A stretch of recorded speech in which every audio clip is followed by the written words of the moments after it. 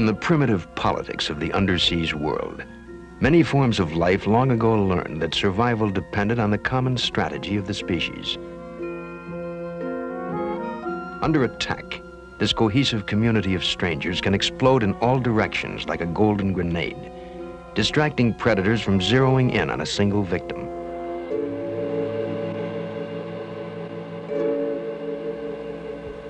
Other species have learned to gather in massively efficient hunting packs in their constant scouring of the sea for the food of life. And still other creatures learn that only by mobilizing in vast multitudes can they perpetuate their unknown destinies, by giving life to unborn generations.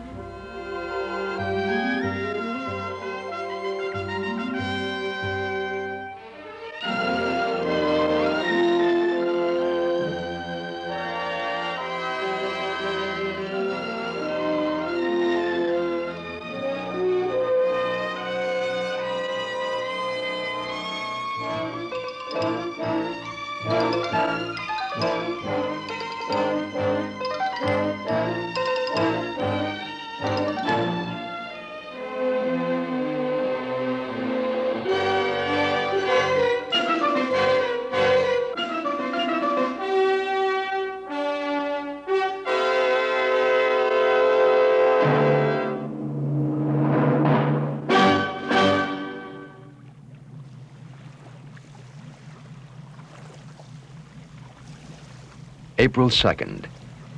Yesterday evening, when the launch crew was preparing one of our mini-subs for a test dive, they spotted a school of 40 to 50 sea arrow squid alongside Calypso. It's the first time we've seen squid since we entered California coastal waters. All on board have long become alert to the unexpected ways of oceanic life. So our curiosity is suddenly quickened by the sight of several hundred of the sea jets. A crewman reflexively moves to lower another sea light deeper into the dark waters. Oblivious to the dangerous presence of prowling blue sharks, thousands and hundreds of thousands of the translucent phantoms suddenly well up from the depths like a living tide, until Calypso is virtually ensnared in a Sargasso sea of squid. It is the beginning of the night of the squid.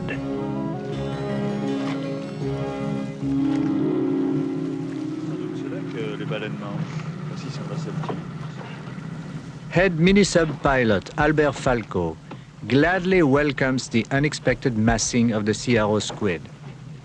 They will provide a night dive with a spectacular opportunity to test the mini-sub's new narrow beam camera lights.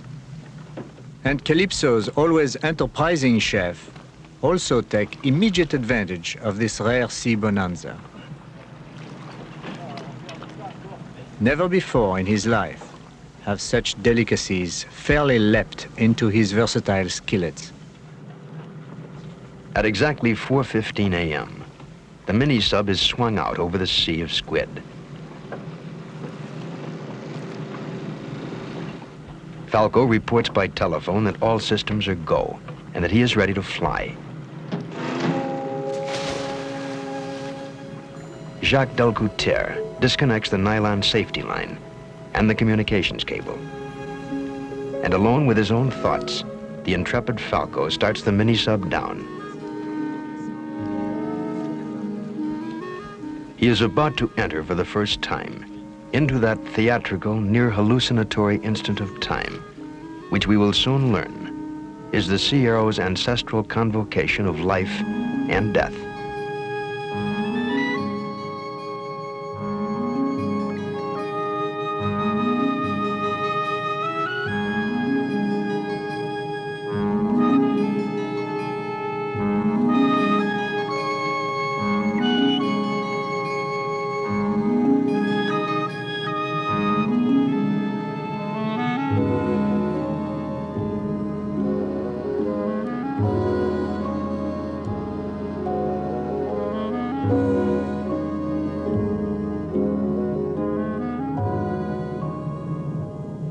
At a depth of nearly 100 feet, Hovering just above the bottom, Falco begins to describe his observations from within the sub.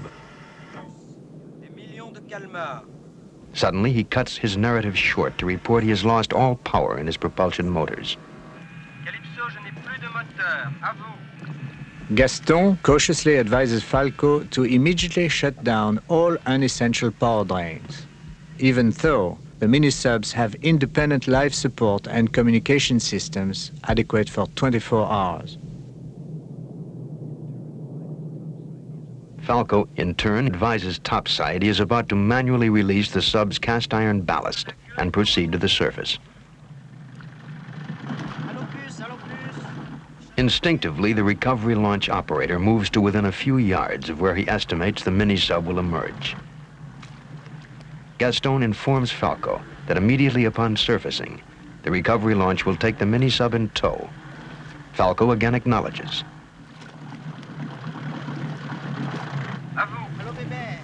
The recovery operation is always a busy affair. The surfacing mini-sub, the noisy launch, our divers and camera lights should frighten the squid away. Instead, untold numbers of these spectral-like creatures continue to materialize around Calypso, as if by sea magic.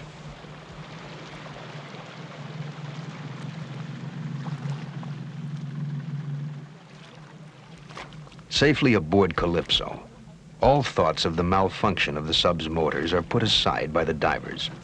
Little in their long experience beneath the sea can compare with what they have seen tonight.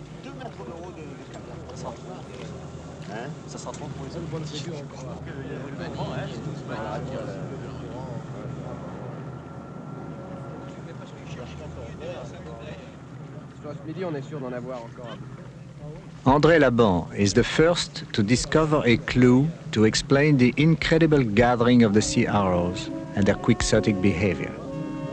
Stuck to the sub's hull is a small clutch of sea arrow egg cases. By sheer chance, Calypso has anchored over one of the secret spawning grounds of the elusive sea arrow squid. Immediately, a radio alert is put out for Captain Cousteau, who is ashore on ship's business. Then a camera team prepares to film the pre-dawn underwater spectacle of the sea arrow's mating dance.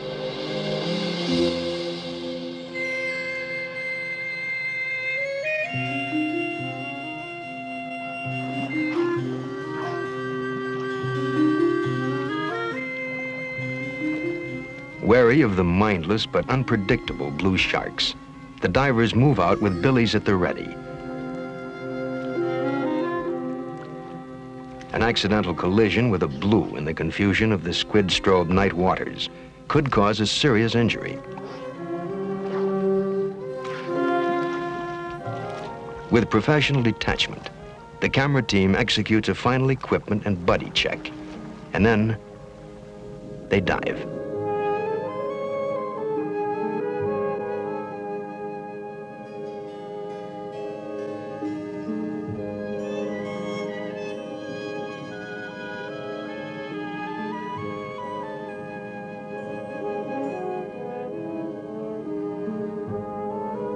It is usually impossible for our divers to approach these normally shy and fugitive creatures, even within camera range. But now, with their single life's moment of mass mating but a few hours away, they are completely oblivious to the intruders. Amazingly, the divers can actually touch them.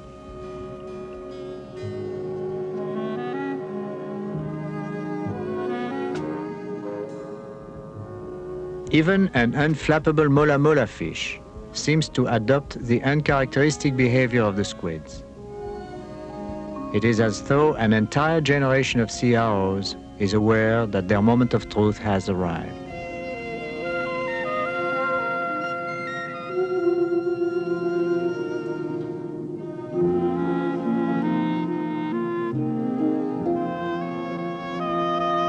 The divers have never before observed the unique courtship antics of the sea arrows. They begin to collect specimens for observation in the Calypso aquarium. So involved are the squid in their undulating preamble to the supreme biological act of their lives, they appear to be totally oblivious to all else.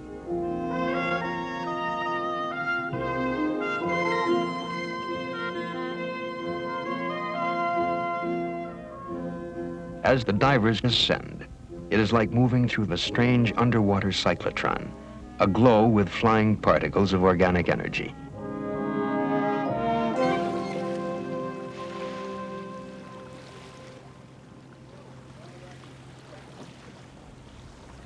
As divers return to Calypso with the first specimens of sea arrows, they know from long experience what lies ahead. All of us on board have become observers of the behavior of life in the sea. As such, we are necessarily opportunists. No matter what our planned destination or objective may be, we are prepared at any time to change, to take immediate advantage of whatever unforeseen opportunities the sea presents in her own unfathomable way.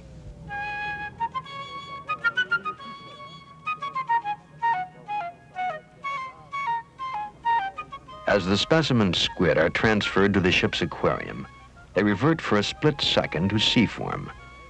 In the calm of topside, the divers can now observe in detail the sea arrow's inky decoys and his pulsing jet power.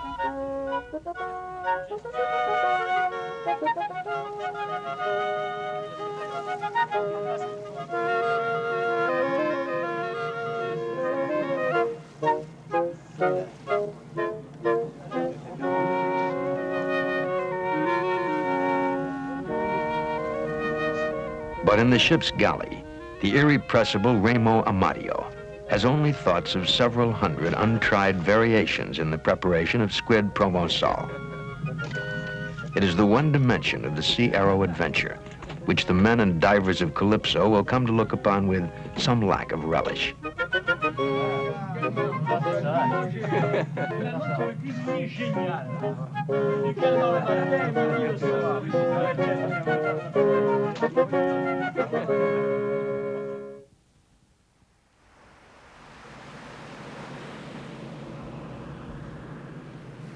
At 8:40 this morning, I arrived by seaplane at the anchorage of Calypso, near an offshore island of the southern California coastline. I was anxious to obtain from Falco and the divers detailed eyewitness accounts of their initial encounter with the sea arrow spawning migration. I was also eager to set into action a plan I developed on the plane to film, for the first time in the wild, the complete procreation cycle of the sea arrow squids. Cousteau is immediately advised by the ship's captain that the nearby availability of provisions will permit the ship to remain anchored where it is for an indefinite period of time. Cousteau is then shown the cause of the mini-sub's loss of motor power during its pre-dawn dive. Squid, sucked into the intakes of the sub's water jets, had forced the electric motors to overload to a fuse-blowing level. Next, Cousteau holds a conference with crew leaders to outline his plan for round-the-clock filming and television monitoring of the spawning activities. Calypso comes alive with action. Cameras and diving gear are checked out with an eye to a unique opportunity to obtain a rare film document for the study of marine biologists concerned with the reduction of squid stocks in some of the world fisheries. Most of the 600 living varieties of the squid family constitute a vital link in the undersea food chain. Many open ocean fish and sea mammals depend heavily and sometimes exclusively on squid as their food staple. While my shipmates set up the video cameras, I cannot help figuring out the terrible damage a single net hole could do here as the critical mating begins.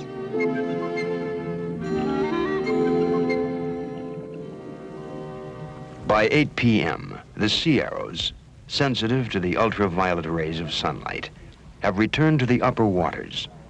Courtship has ended and mating has begun, foreshadowing 72 consecutive hours of violence, life, and desperation. Cousteau then urges the divers to strive for individual close-ups of the mating action, an almost impossible task in the swirling storm of squid. In the communication shack, the deep water mating of the Sea Arrows is already under the observation of a TV monitoring team. Suddenly, with little warning, Calypso is plunged into darkness. Hey, qu'est-ce qui arrive?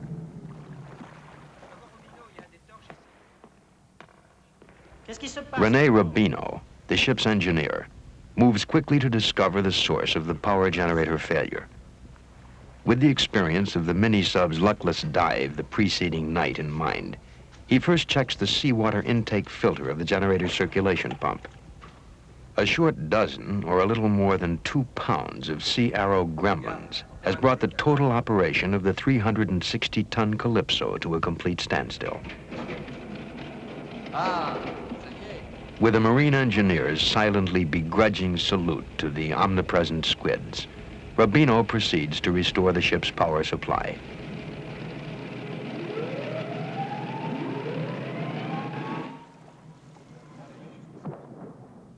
Our divers move quickly to examine the generator pump intake screens located on the underside of Calypso's hull. Their purpose is to make recommendations to the ship's engineer. He will improvise a device to prevent a repetition of the incident. Loss of power would mean our filming of the squid at night would be interrupted. A returning diver shows in a way most natural to him the insidiousness of the Sea Arrow squids, a slippery, insinuating capability which has already paralyzed the mini-sub and darkened Calypso. At 9 p.m., Cousteau gives the go-ahead to commence filming.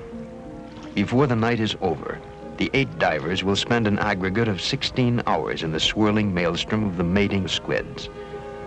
They will shoot 1 mile of film and consume 36 tanks of compressed air. And in the darkness of the sea, they will be witness to sudden death.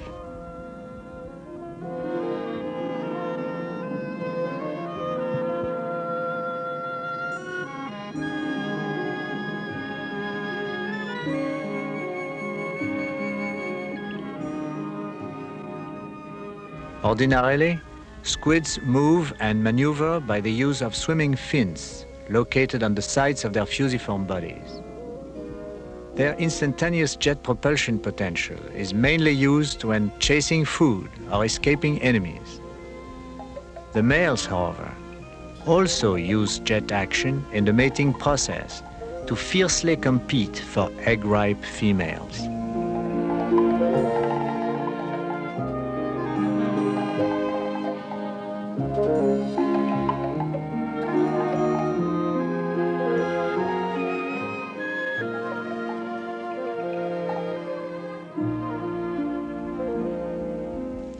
The ratio of males to females, all an average age of 3 years, is nearly 1 to 1. But in the mating melee, there is no pairing of the sexes.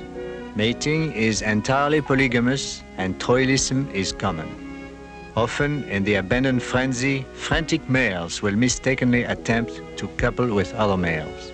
This often leads to indignant violence.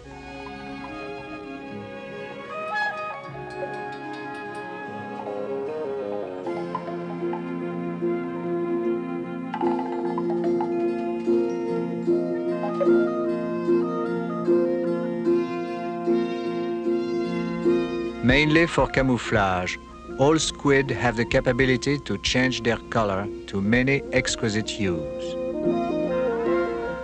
Therefore, one of the most striking manifestations of the mating act is the blushing of the males. At his greatest point of excitement, waves of maroon sweep over his head and arms until he releases the female from his urgent embrace.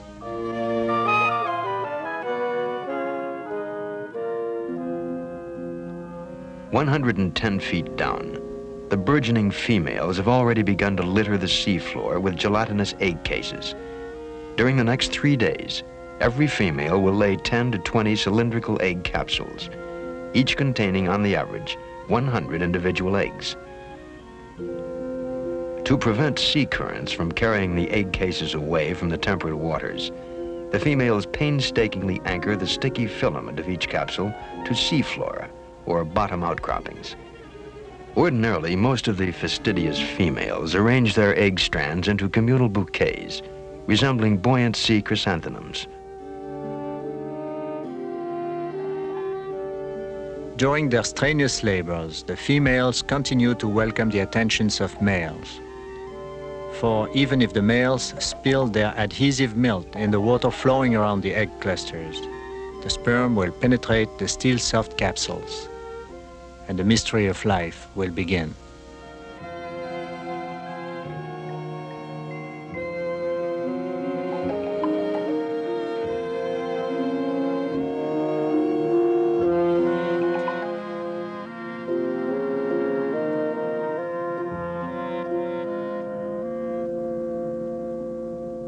Having reached the limits of their diving time, the camera teams are forced to call it a night. As they slowly move up through the darkness to their first decompression level, they intuitively sense the shadowy presence of death. Perhaps attracted by the grappling of the mating squid as they are by the helpless thrashing of wounded sea animals, the sharks move in.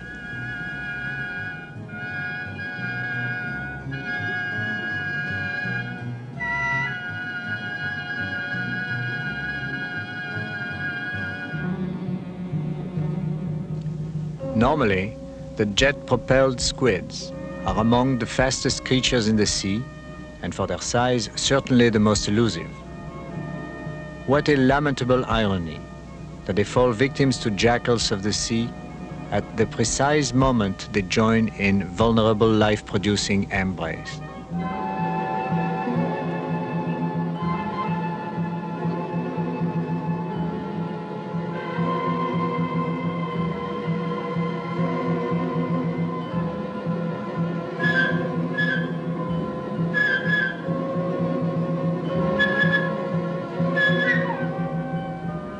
Low on air, and confident that the feeding sharks are safely preoccupied, the divers surface. Momentarily, they are cut off from the carnage below. At that instant, the unpredictable happens. A 12-foot, tooth-studded blue arcs widely in his pass at the mating squid, forcefully reminding the divers that they too are frail strangers in his domain.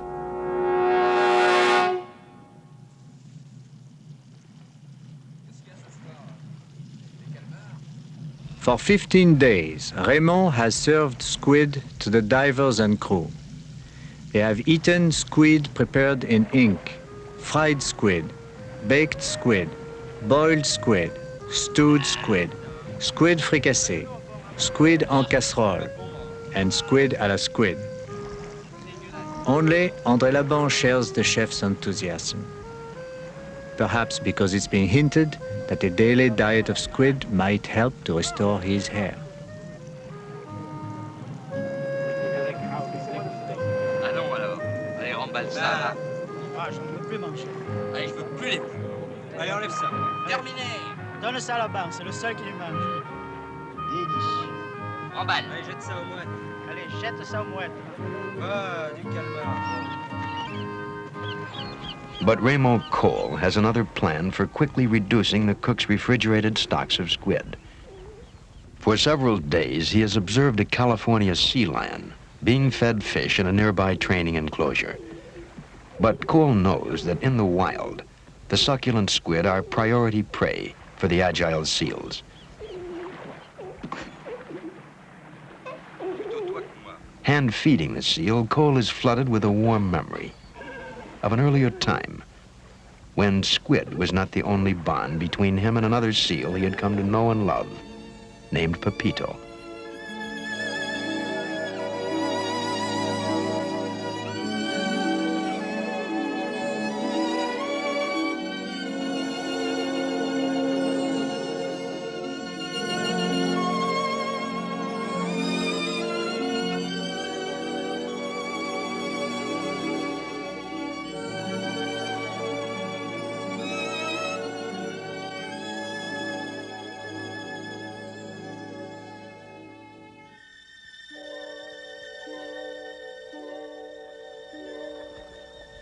But all of that was in another place, another time.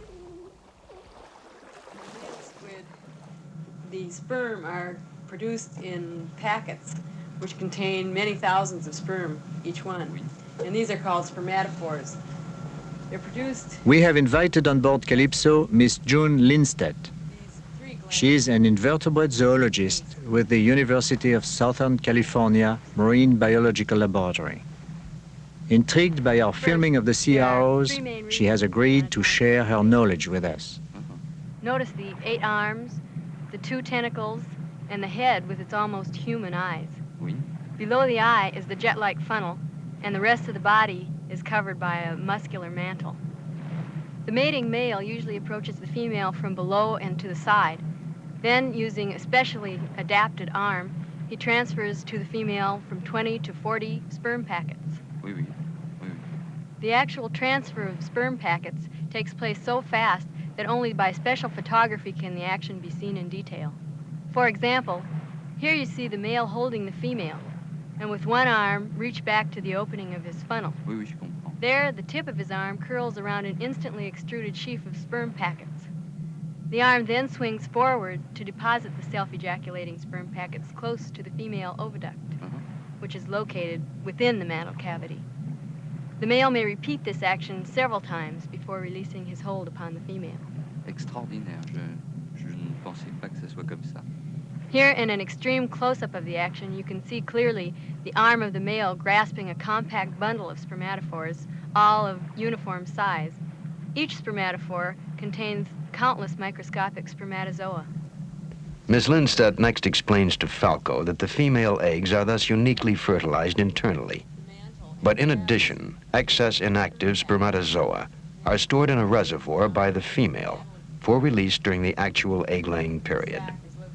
One of nature's many fail-safe methods for perpetuating the species. In there next to each other. Eggs are produced in the ovary, and as they pass through the oviduct, the protective egg case is formed around them. The whole mass is then extruded through the funnel opening, and not without considerable exertion. Je comprends. The anchor filament emerges from the funnel first, but when the egg case is completely free of the funnel, the capsule is moved backward until the end of the anchor can be held in the tips of the female's arms. La nature est vraiment surprenante. She's then prepared to attach the egg case securely to the sea floor. Au fond de la mer, This is the moment, just before the permeable jelly of the capsule begins to harden, when the female may diffuse some of her reservoir of spermatozoa over the surface of the egg case. formidable. After a short rest period, the female squid will repeat this egg-laying process at regular intervals throughout the 3 to 4 day spawning period. Incroyable. Absolument incroyable. The essence of classical tragic drama is that the audience knows from the very beginning the inevitable outcome of the play, the irreversible destiny of the protagonist. As witness to the fall of another human being from the pinnacle of his life, the onlookers are struck with fear and pity. For a vicarious instant, they are terrifyingly aware of their own ultimate fate.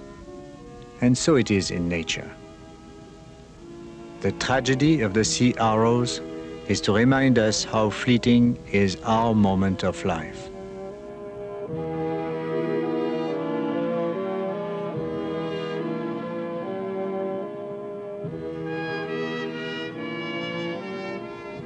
Within 72 hours after the great gathering of the sea arrows had turned into an aquabatic orgy, the divers discover the first signs of attrition. Many of the bejeweled sea arrows, who had arrived so recently from the reaches of the sea, now hang onto the kelp, bleached out, heaving with exhaustion.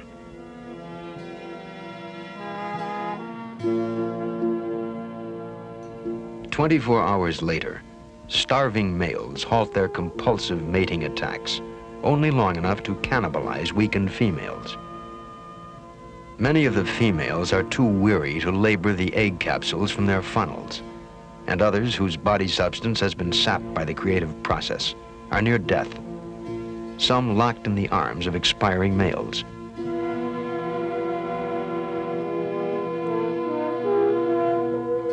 the long night of an entire generation of sea arrows is drawing to a close.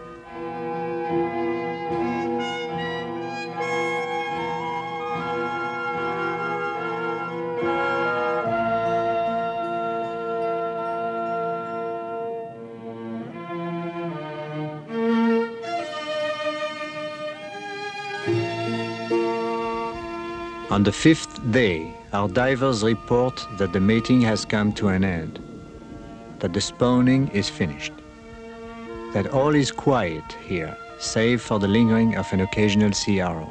All others are dead.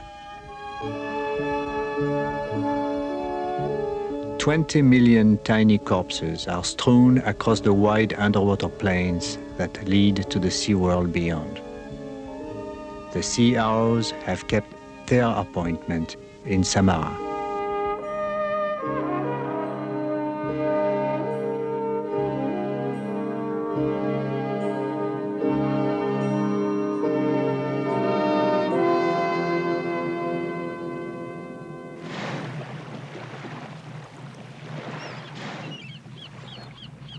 April 18th.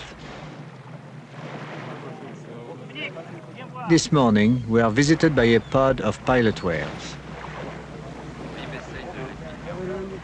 They have come to feast upon the sea arrows as they have done every day during the spawning of the squid. But this time, they will be disappointed. Now, there are no sea arrows here for the pilot whales to devour.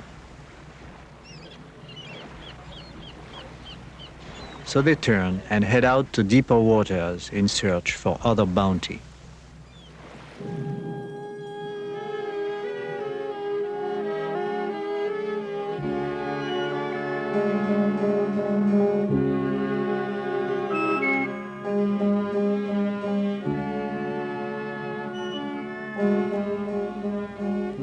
Living squids are prey for a host of marine predators, including themselves.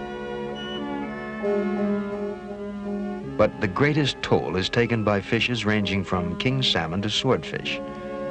The sea mammals also exact their measure of the squid population, the single largest consumer being the 50-ton sperm whale.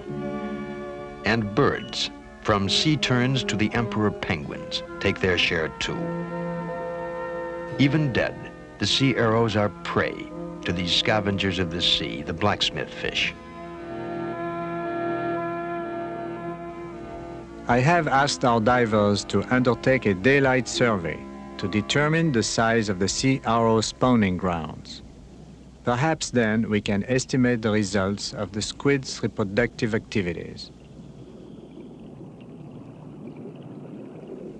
Suddenly, Bernard Delamotte and Louis Prezelin are astonished to discover amidst the jumble of egg cases a barely living female sea arrow. Valiantly, she is attempting to deliver the last of her issue. Delamotte's gallantry is only exceeded by his midwifery.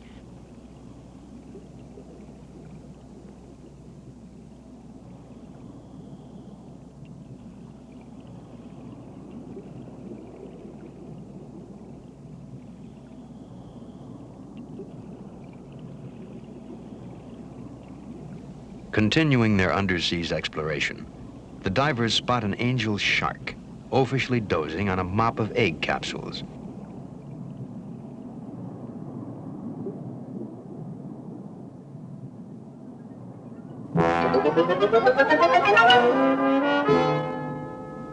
Awakened, the angel shark leads the divers on an unprecedented, privately conducted tour of the sea arrow's spawning grounds, a veritable blizzard of life.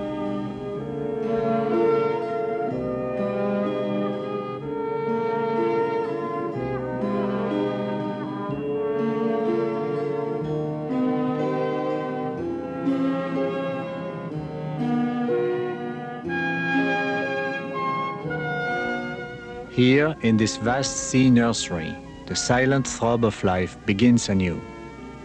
Here, a new generation of sea arrows will be born, some 7 billion strong. They, like their forebears, will live out their inevitable destinies, and they too will have their great moment.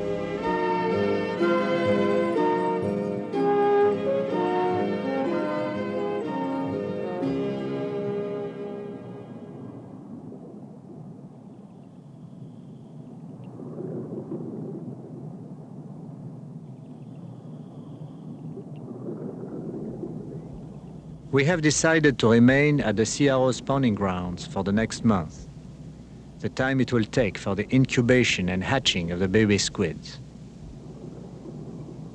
Every few days, our divers will collect specimens of egg capsules for microscopic examination aboard Calypso.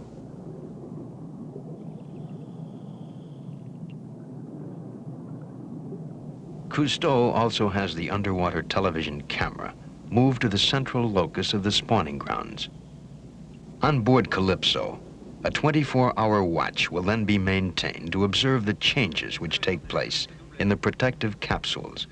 Already, the capsules have increased in size.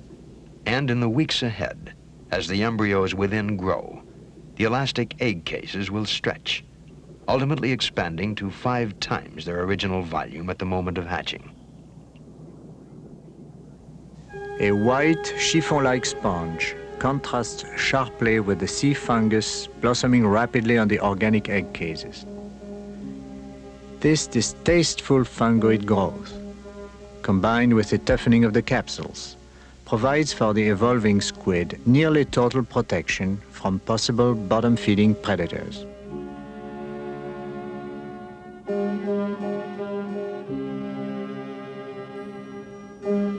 The iron-stomached starfish is actually the only known predator of the baby squids before they're born.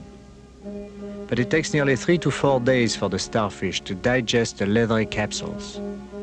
So they probably resort to the squid eggs only when there is no other easily available food supply.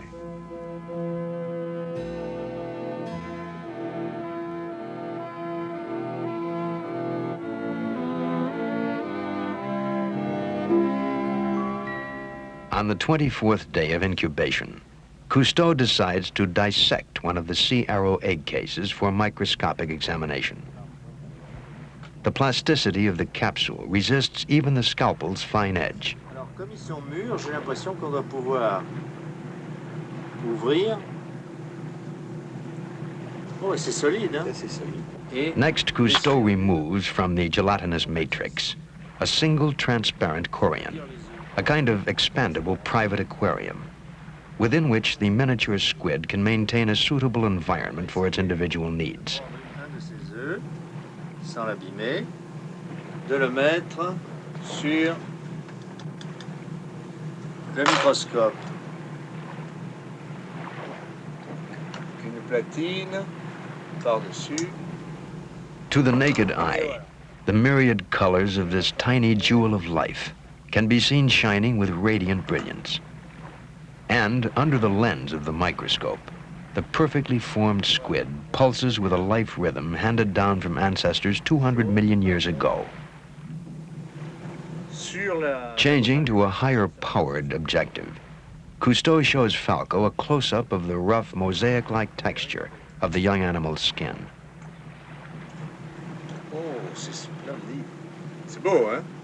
Mais c'est marrant, on dirait qu'il a une poche lui-même dans ses pattes, vous avez vu? Oui, oui. C'est vraiment le calmar miniature, hein, complet, avec tout ce qu'il faut pour nager, pour manger, pour saisir sa proie. Extraordinaire, hein? Crew members of Calypso accept Miss June Lindsted's invitation to visit her laboratory. There, with the aid of a high-powered profile projector, they will be able to observe in minute detail the complete development of the sea arrow embryo. Éteins la lumière, c'est prêt. Here we have stripped away most of the egg capsule to show the cellophane-like membranes, which in this case contain 10-day-old embryos. As you can see, the individual eggs are tightly packed together, but there still remains ample room inside each for the growth and movement of the embryo. Regarde, il bouge déjà. For a more detailed view of the embryo at this age, they must be removed from the turgid chorion. C'est fantastique. 3 bulges mark the embryo at this stage. The uppermost bulge will become the mantle and most of the internal organs. The arms of the squid are visible below the 2 lateral bulges, and these bulges will become the eyes and part of the brain. The largest mass is the embryo's external yolk sac.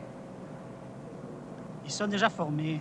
In the next several views, you can observe the embryos as they feed upon the egg sacs, something like a baby drinking milk from a bottle. Remarquable. Il The yolk respire contains bien. all the nourishment needed by the embryo, and generally it is used up before hatching. Although sometimes squids may hatch with a residue yolk sac still present.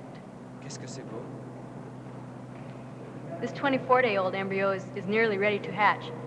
You can easily see the suckers on his arms around the nearly depleted yolk sac. C'est les yeux, ça? Yes, the eyes are now fully functional, and I might add, the squid's eye is very similar in both structure and function to the human eye.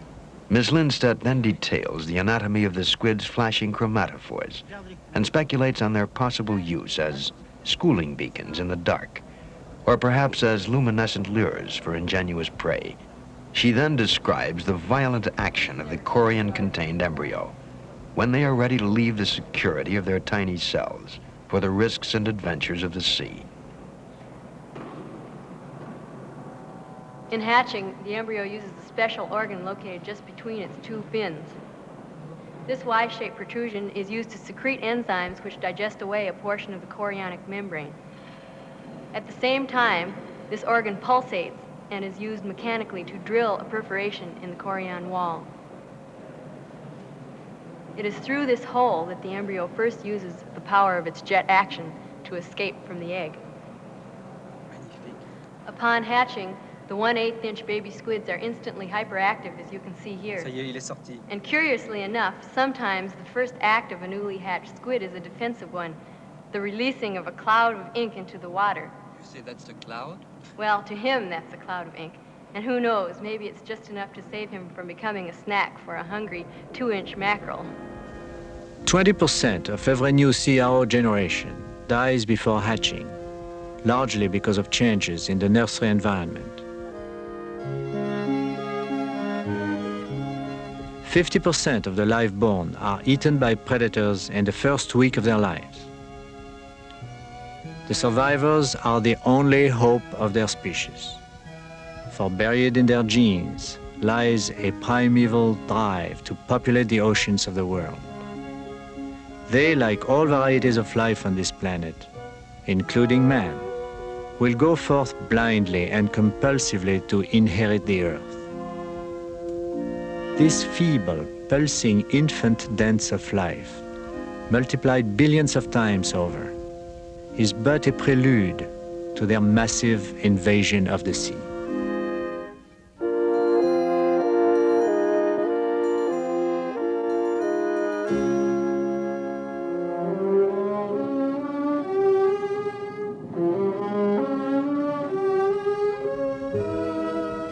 On May 18th, Cousteau returns his divers to the site of the sea arrow's spawning grounds.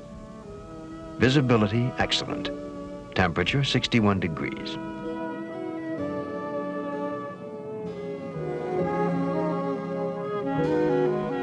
Here an instant ago, where an older generation of sea arrows had gathered itself into a vast multitude, mated, gave birth to a new generation, and died, there is nothing.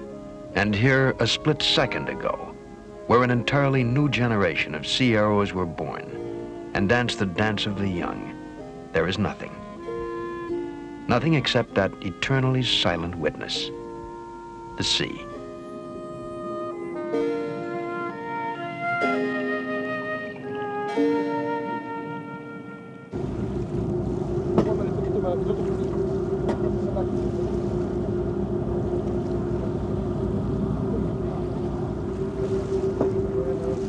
Oui, on va se terminer pour les calmars. On a assisté à la naissance, à l'amour, à la mort. C'est fini. Il n'y a plus qu'à faire route au sud. It is over, finished. Let's head south. And as goes Calypso, so goes the undersea reveries of the divers and crew. Under the keel of Calypso, the elusive creatures enjoy a freedom we can only dream about. At times, the sonar pings of Calypso awakes unidentified echoes from the deep, perhaps from migrating masses of sea jets. 1,000 feet deep from the diving saucer, I have seen young ones, 2 or 3 inches long, probably blinded by our lights, dash headfirst into the mud of the bottom and then time after time soar aloft and dive again. I also remember one evening when Calypso stopped for an early night dive. The sea was smooth as a mirror, the moonless sky black. Suddenly, for miles around us, little creatures popped out of the sea and fell back with tiny splashes. They were our squids. For a few minutes, it looked and sounded like rain. There is so much mystery. We still do not know what kind of life our squids lead between birth and death. But this much we do know. In spite of the perils and hazards of the squid's life in the deep, the sea arrows will return. And in countless unknown sheltered bays, they will relive, as they must, their tragic ancestral rite of the sea on some other night of the squid.